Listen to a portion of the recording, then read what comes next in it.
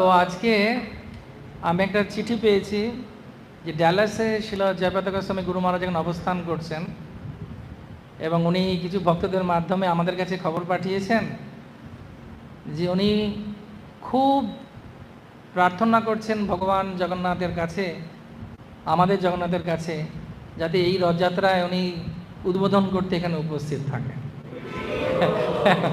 তো সেজন্যে আসুন আমরা সবাই প্রার্থনা করি জগন্নাথ বলদেব সুভদ্রা এবং সুদর্শনের কাছে, শ্রী রাধা গোবিন্দ সুমন মহাপ্রভুর কাছে, শালিগ্রামের কাছে, গোপীনাথের কাছে, শ্যামসুন্দরের কাছে, যাতে আমরা গুরু মহারাজকে আমাদের মধ্যে পাই এই রথযাত্রায়।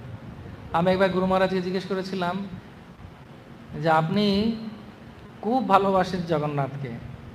গুরু মহারাজকে অন্দন করে বলেছিলেন পুরীতেই যে আমি জানি না আমি কতটা জগন্নাথকে ভালোবাসি, কিন্তু আমি এটুকু জানি উনি আমাকে খুব ভালোবাসেন।